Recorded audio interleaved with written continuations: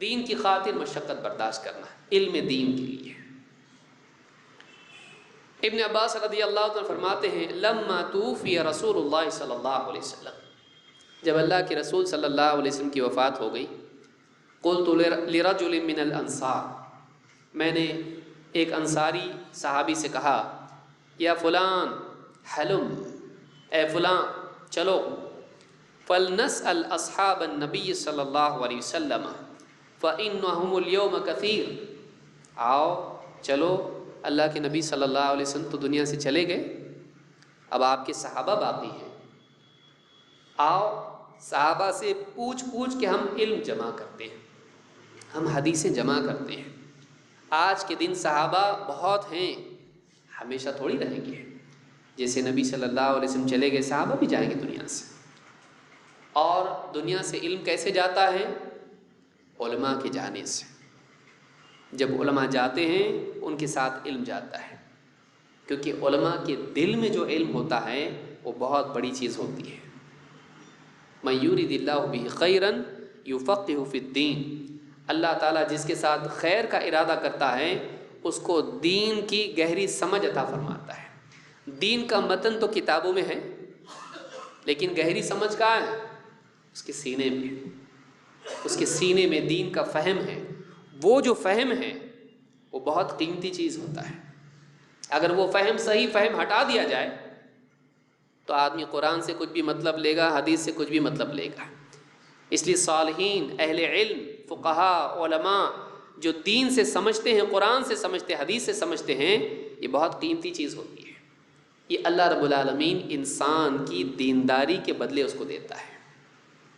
فلما بلغ اشدہ واستوى آتیناہ حکما وعلما، جب وہ پختہ عمر کو پہنچ گئے اور مضبوط ہو گئے، ذہنی اور جسمانی طور پر ایک دم پختہ ہو گئے، آتیناہ حکما وعلما، ہم نے ان کو، یوسف علیہ السلام کو، موسیٰ علیہ السلام کو، ہم نے ان کو حکمت اور علم عطا کیا۔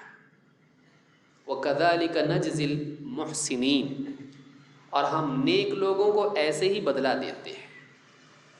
کیا دیتے ہیں؟ مال نہیں، نیک لوگوں کو کیا دیتے ہیں؟ حکماً و علما، حکمت اور علم دیتے ہیں۔ نیک لوگوں کو ہم حکمت اور علم عطا فرماتے ہیں، یہ بہت بڑی دولت ہے۔ تو کہا کہ علماء ایک ایک کر کے جائیں گے، نبی صلی اللہ علیہ وسلم دنیا سے چلے گئے، صحابہ بھی باقی ہیں جنہوں نے براہ راست نبی صلی اللہ علیہ وسلم سے علم لیا ہے۔ آؤ ہم آج صحابہ سے علم جمع کر لیتے ہیں۔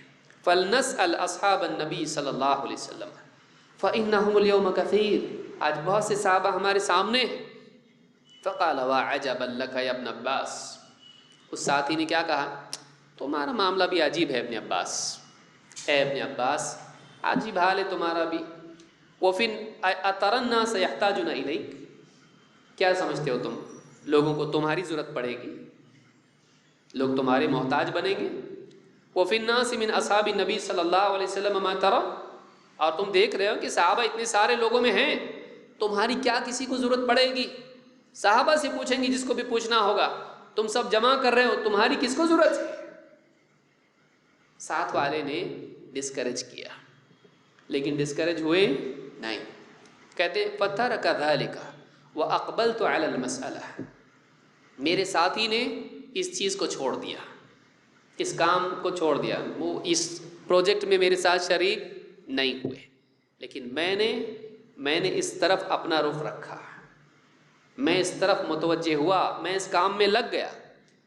فَإِنْ كَانَ لَا يَبْلُغُنِي الْحَدِيثُ عَنِ الرَّجُلِ فَآتِيهِ وَهُوَ قَائِمٌ، مجھے اگر معلوم ہوتا کہ صحابی ہیں ان کے پاس ایک حدیث ہے اللہ کے نبی صلی اللہ علیہ وسلم کی، میں ان کے گھر جاتا، سفر کر کے ان کے پاس جاتا، اور کبھی ایسے وقت میں پہنچتا کہ وہ گھر میں قیلولہ کر رہے ہوتے ہیں۔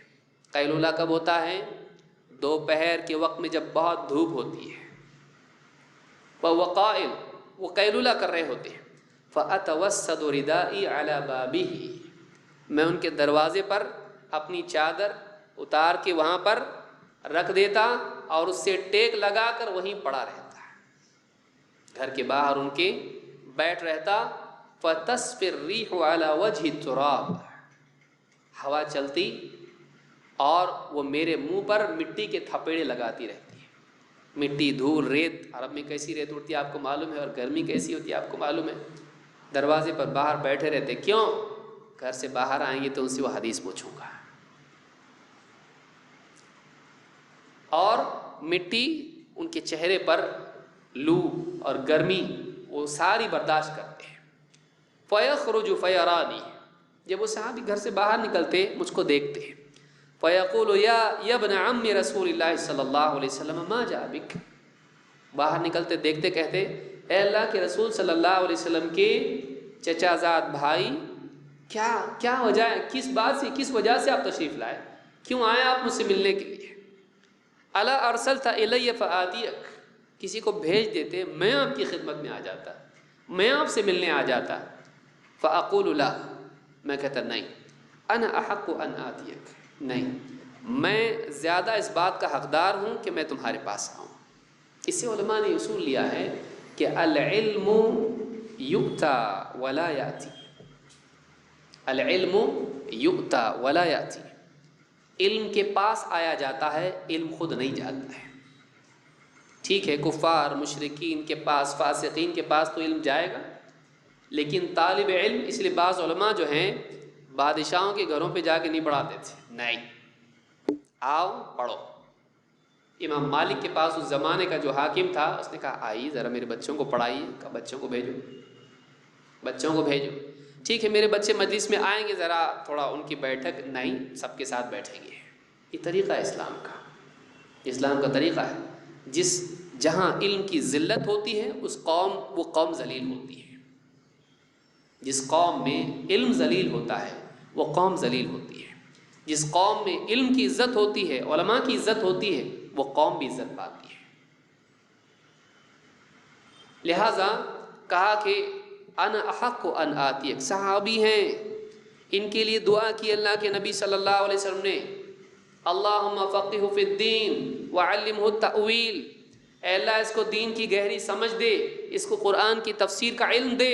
اتنی بڑی دعا کی ابن عباس کے لیے، لیکن ان کے اندر ذرا بھی گھمنڈ نہیں، میں نبی کے خاندان کا آدمی ہوں، آؤ، نہیں، بلکہ کیا کہا، میں زیادہ حقدار ہوں، مجھے اللہ کے نبی صلی اللہ علیہ وسلم کی حدیث کی ضرورت ہے. ہم کتنی تکلیف اٹھا رہے ہیں حدیث کے لیے، پنکھوں کے نیچے، اے سی میں، قالین کے اوپر، اچھے موسموں میں بیٹھ کر ہم لوگ. اور آج تو اور بھی زیادہ ہمارے اندر سستی آ گئی. نہیں، میں لائیو سن رہا ہوں، میں یوٹیوب پر دیکھ لوں گا، میں واٹس ایپ پہ سن لوں گا، میں آڈیو گھر میں بیٹھ کے سن لوں گا. یہ ہمارا حال ہے. ہماری ذلت کے اسباب بہت سارے ہیں، ان میں سے ایک یہ بھی ہے کہ ہم علم کے غلام بننے کی بجائے ہم نے علم کو اپنا غلام بنا لیا ہے. ان کی زندگی میں آپ دیکھیے، وہ صحابی کیا کہہ رہے ہیں، میں آ جاتا آپ کے پاس، نہیں، میں زیادہ اس کا حقدار ہوں کہ میں تمہارے پاس آؤں. آ کے بھی ان کو ڈسٹرب نہیں کیے، باہر بیٹھے تکلیف اٹھا رہے ہیں ایک حدیث کے لیے، ایک حدیث کے لیے. یہ تعظیم ہے اللہ کے نبی صلی اللہ علیہ وسلم کی حدیث کی، ایک حدیث کی.